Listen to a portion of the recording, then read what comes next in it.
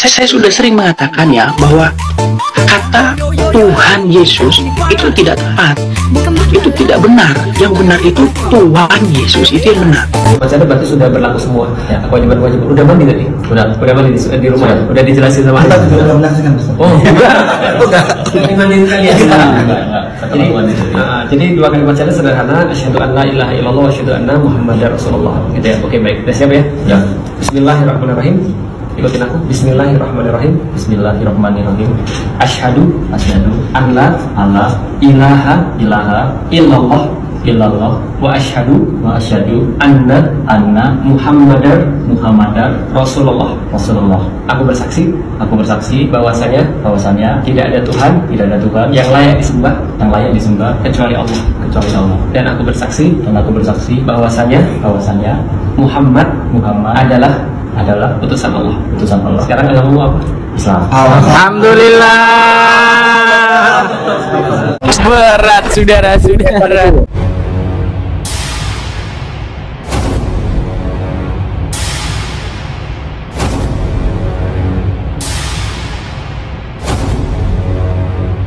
Assalamualaikum teman-teman. Selamat pagi. Kesempatan kali ini kita akan tampilkan sebuah video dari netizen dan juga dari umat Islam menanggapi kemunculan Edis TV. Seorang pelawak yang selalu membanyol yang berusaha melintir ayat Al-Quran dan hadis melalui live streaming di TikTok. Dan pelawak ini hanya ingin berdebat dengan orang-orang Islam awam yang tujuannya untuk mengolok-olok. Terbukti ketika Muslim berilmu naik di live-nya, pelawak ini selalu menurunkan atau menendangnya. Nah, siapa lagi si pelawak ini kalau bukan Edis TV? Dan karena Edis TV, banyak dari umat Islam yang semakin teguh imannya di dalam Islam karena mengetahui kebodohan dari Edis TV ini. Dan bagi orang Kristen yang berpikir logis dan kritis dan mau mempergunakan logika dan akal sehatnya, mereka akan belajar dari Edis TV ini bahwa ternyata Edis TV ini hanyalah seorang pelawak yang berusaha mencari-cari kesalahan agama Islam. Tetapi dia lupa bercermin. Dia tidak mau introspeksi diri, dia tidak mau bercermin diri. Ibarat kuman di seberang lautan nampak, gajah di pelupuk mata tidak nampak. Edis TV lupa bahwa ternyata di dalam ajarannya lebih bobrok daripada apa yang selama ini dia fitnahkan terhadap agama Islam. Nah teman-teman, kali ini kita akan tampilkan surat terbuka dari netizen untuk Edis TV. Surat terbuka buat Edis TV. Edis TV si paling debat, si paling benar, si paling nggak mau kalah. Udah lama banget nih gua nggak bahas-bahas hal-hal seperti ini karena gua pikir ya udahlah untukmu agamamu, untukmu agamaku. Tapi makin kesini konten lu tuh makin mengarah ke ofensif gitu. Makin mengarah ke bukan sebuah perdebatan sehat, tapi malah jatuhnya lu tuh menjelek-jelekan sebuah agama gitu. Debat itu tetap harus pakai adab gitu.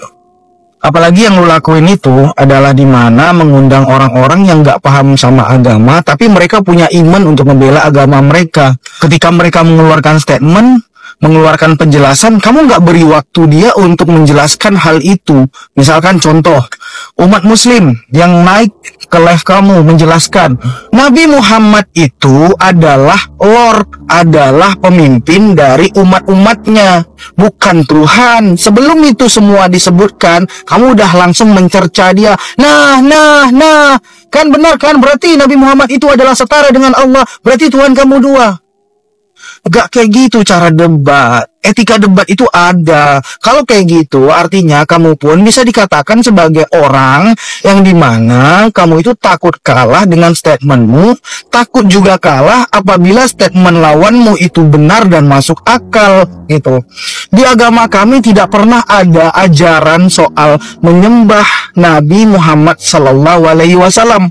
Gak pernah ada. Nggak ada satupun. Kalau kamu mau cari tahu atau mau menyangkal itu silakan. Kita cari datanya. Ya kan? Nggak ada. Ketika Edis TV selalu gembar-gembor koar-koar menuduh umat Islam menuhankan Nabi Muhammad. Memfitnah umat Islam menyembah Nabi Muhammad. Itu adalah sebuah tuduhan yang tidak berdasar sama sekali. Selain itu, tuduhan dan fitnahan Edis TV tersebut justru menunjukkan bahwa Edis TV itu hanyalah pamer kedunguan. Bagaimana mungkin umat Islam menyembah dan menuhankan Nabi Muhammad Shallallahu Alaihi Wasallam sedangkan di dalam syahadatain saja yang dibaca oleh umat Islam setiap hari di dalam sholatnya sangat jelas di situ. Asyhadu an la ilaha illallah wa asyhadu anna Muhammadar Rasulullah. Aku bersaksi bahwasanya tidak ada Tuhan yang layak disembah kecuali Allah. Dan aku bersaksi bahwasanya Muhammad adalah utusan Allah. Bagaimana mungkin umat Islam menyembah utusan? Di sini kita bisa melihat edis TV ini kelihatannya mencari remis. Yesus yang ngaku utusan di dalam Bible tetapi dirubah oleh umat Kristen menjadi Tuhan. Sangat jelas sekali di sini edis TV mencari remis. Edis TV tidak bisa memaksakan kebodohannya tersebut kepada umat Islam. Justru kedunguan ditunjukkan oleh edis TV tersebut.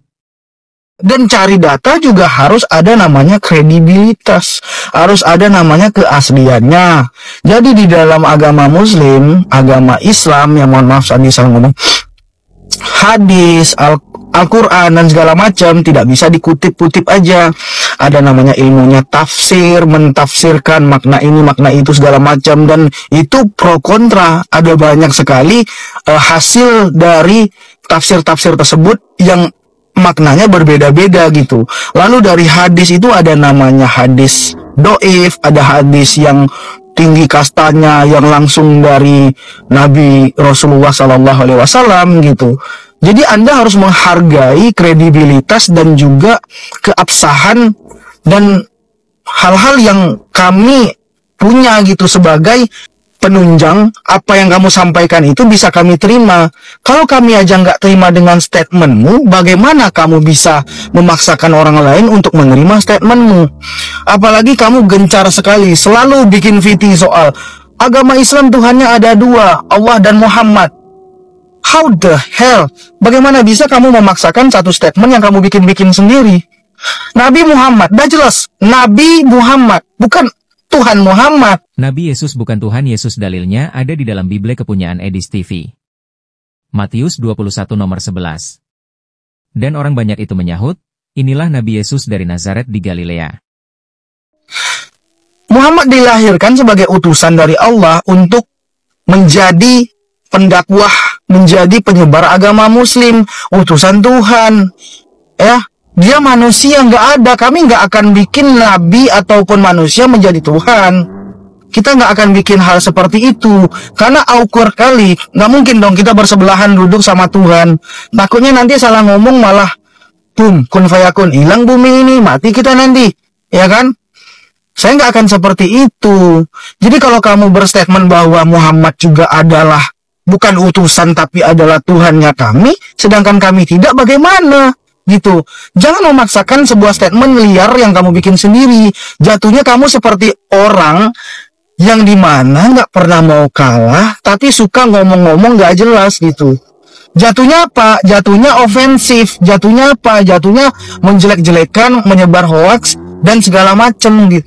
Edis TV, kalau mau debat, gue nggak pinter agama, boy. Tapi gue punya logika. Gue punya logika. Gak usah kita pusing-pusing ngedebatin hal-hal yang sebenarnya otak pikiran orang yang di atas tolol dikit aja itu udah bisa mencerna mana yang benar, mana yang salah. Tahu nggak guys? Edis TV selain memaksakan kehendak juga pamer kedunguan. Selalu mencari-cari kesalahan agama Islam. Mencari-cari kesalahan Al-Quran dan hadis. Yang tidak akan mungkin bisa ditemukannya. Tujuannya adalah menghujat agama Islam karena demi tegaknya agama dari edis TV yang semakin tidak laku itu. Kenapa agama edis TV harus ditegakkan dengan cara tipu-tipu seperti itu? Memang, Kristen ditegakkan dengan kebohongan dan penipuan. Tahukah mengapa mayoritas Kristen terutama pendeta dan misionaris sering menipu, gemar berbohong, suka mengedit Bible, suka memutarbalikkan fakta, berlindung di balik kemunafikan, dan memiliki watak sebagai pemalsu? Kristiani menipu karena mereka percaya bahwa dusta dan kebohongan adalah halal demi tegaknya dogma kekristenan di muka bumi. Tahukah, Bapak Gereja bernama Eusebius dari Caesarea dilaporkan pernah berkata, "It is an act of virtue to deceive and lie, when by such means the interests of the church may be promoted." Source. Adalah satu perbuatan baik untuk berbohong dan berdusta, dengan begitu kepentingan-kepentingan gereja dipromosikan. Bapak Gereja bernama Jerome berkata, "Great is the force of the cheat, provided it is not excited by a treacherous intention." Source. Kebesaran adalah kekuatan penipuan, asal tidak ditimbulkan oleh satu maksud cedera. Lloyd Graham mengatakan pandangannya mengenai bapak-bapak gereja, adalah umum diketahui bahwasannya bapak-bapak gereja adalah penipu. Katolik mengakui hal itu. Berdasarkan Catholic Encyclopedia, pada semua bagian-bagian penipuan dan interpolasi ini sebagaimana kebodohan telah dibuat pada sebuah skala besar. Lloyd Graham, Deceptions and the Methods of the Bible, hal 455 source. Tahukah, pernyataan para tokoh gereja di atas bukanlah berdasarkan asumsi pribadi semata, tapi karena atas dasar statement Paulus dalam membela kekristenan yang dibangunnya. Dengan kata lain, Kristen memerlukan kebohongan dan penipuan demi keberlangsungan agamanya.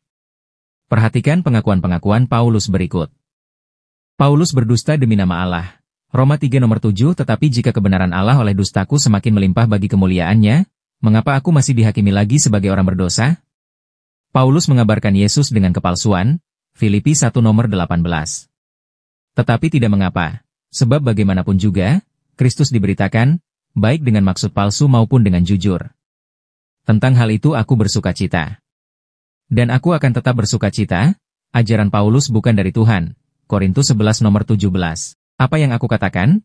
Aku mengatakannya bukan sebagai seorang yang berkata menurut firman Tuhan, melainkan sebagai seorang bodoh yang berkeyakinan, bahwa ia boleh bermegah. Paulus penipu dan penuh kelicikan, Korintus 12 nomor 16. Baiklah, aku sendiri tidak merupakan suatu beban bagi kamu, tetapi dalam kelicikanku aku telah menjerat kamu dengan tipu daya. Nah teman-teman, itulah ayat-ayat Bible yang sedang gencar-gencarnya diamalkan oleh Edis TV.